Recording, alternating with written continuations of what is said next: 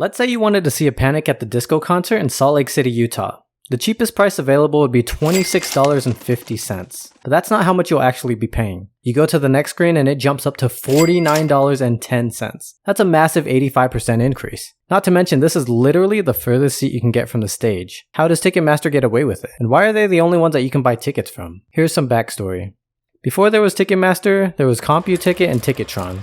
In 1967, these were the first two companies that created a computerized system, which means the moment the event goes on sale, computers at the box office, outlet, and the phone lines start pulling seats from the same pool of tickets. Before computers, the only way to get tickets were to call in or camp outside the box office and wait until you were the next in line. They sold tickets by best available seat, so it was first come first serve. Since CompuTicket is more known in South Africa and folded after 3 years in business in the US, we'll just focus on Ticketron. Ticketron did pretty well for a while, being the only ticketing company in business. Prices were great for customers because there was literally no competition. These prices were simple. There was a cost of the ticket itself and a service charge. Yes, I know, there has always been a service charge even back before Ticketmaster even came along. Aside from the base price of the ticket, Ticketron just charged 25 cents to the customer and 25 cents to the event. They later changed their pricing to a flat 10% charge in 1970. All was good. Life was great and show business was booming. This is where Ticketmaster comes in.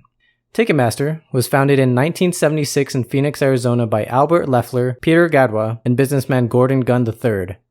They originally licensed computer programs and sold hardware for ticketing systems for their first year. A year later, in 1977, is when they did their first ticketing for a band named Electric Light Orchestra.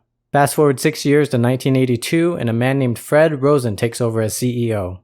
This is the man who is largely responsible for the jacked up service fees and the convenience fees that everyone knows of today. Again, Ticketron was literally charging pennies for their service charge for each ticket. The problem with their system was they didn't always have access to the whole house in regards to their seats. Sometimes, there was only one section blocked off for Ticketron customers. So, to beat out Ticketron, Ticketmaster would talk to the venue and ask for all the seats and to have full control of the venue. They would charge less for some tickets, sometimes even free, and then hike up the service fees. Ticketron had to follow suit to stay competitive, but ultimately they couldn't win and Ticketmaster bought them out in 1991. Now, there are some good things I have to mention about Ticketmaster. Most venues had little marketing, if any at all. They sold tickets at the box office right in front of the venue or at outlets, which these were third-party companies that worked with the venue and promoters to sell the tickets. But since they were dispersed in different areas, you only had to drive to the outlet instead of going all the way to the venue just to grab a ticket. The name of the game was convenience. Ticketmaster's goal was to make it easier for venues to sell out, but it got a little overboard. There was a time when there was 6 ways to order tickets. The cheapest option is to go to the Hottix booth, which was in Chicago, Oak Park, or Evanston. A limited number of same-day tickets were available for half price. Or you can go in person to the main box office. Tickets are full price and there's no service charge. The next one, you can go to the nearest Ticketmaster outlet, which will sell you a ticket and add a $1.25 service charge. Or you can call the box office phone line. There's a service charge of $1.50 per order, making it cheaper than Ticketmaster if you buy more than 2 tickets. Another way, you can call Ticketmaster's outlet number, which will cost you an extra $1.75 per ticket. And finally, you can call TheaterTix, a phone charge service that the League of Chicago Theaters operates, which charges a $2 service charge per ticket. Honestly, it's all pretty confusing, but the two that I'll point out are the half-price Hottix booths and the box office, where you were charged full price for a ticket and no service charge. This is where the scalpers come in. No one was buying at box offices anymore except for scalpers. Here's a scalping business in a nutshell if you're not familiar. Venues and promoters want to sell as many tickets as possible so they can make more money once the customers are inside. This is with food, drinks, and merchandise. With that train of thought, they want the tickets as low as possible to get everyone in the door. Scalpers understand and they thrive off this. And if they buy all the tickets, it's literally the only way to see the event. The issues that come up, according to economists, are that resold tickets are a sign that the tickets are underpriced. Selling out a show would be a bad thing, and the artist and venue would make way more money by increasing the ticket price. But, according to psychology and promoters, selling out is a good thing. No one wants to go to a show that has a bunch of empty seats. There's also an idea often voiced in the media that tickets should end up in the hands of true fans, which all of this prevents a venue from pricing the tickets too high. There's pros and cons to each, but what we can all agree on is that scalpers suck. Anyway, back to Ticketmaster. With Ticketmaster, there's 2 things that everyone hates, which are number 1, the fees, and number 2, the thing that most people don't know about, are the exclusivity agreements. Let's start with these agreements.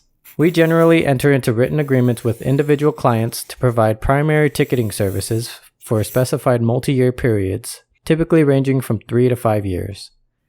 Where we have exclusive contracts, clients may not utilize, authorize, or promote the services of third-party ticketing companies or technologies while under contract with us. This is why there's no one competing with Ticketmaster, which overall violates antitrust laws due to monopolizing the ticketing industry, but we've yet to see a solution to this. And now the fees. According to their website, this is a breakdown of the fees. There's a face value price, this is the base ticket price, service fees, and order processing fees. This is the convenience charge for using Ticketmaster. Delivery fees, these are sending tickets. And the facility charge. According to Ticketmaster, this is what the venue charges, and it's actually not from Ticketmaster. The service charges, which are decided with the venue, stem from the cost of maintaining better equipment, better software, better phone room, back when these were a thing, and better service. Okay, that's fair. The convenience charge though, that one's pretty ridiculous. The more inconvenient it is, the less you pay. Meaning, if you drive all the way to the box office, it's free. If you drive to an outlet near your home, this is where the fees begin. If you get a ticket by calling in, there's an even higher fee than the outlet. And the biggest fee of all is ordering online. Yeah, I know, ridiculous. So in the end, there's a few reasons why ticket prices end up being way higher than you think it'll be.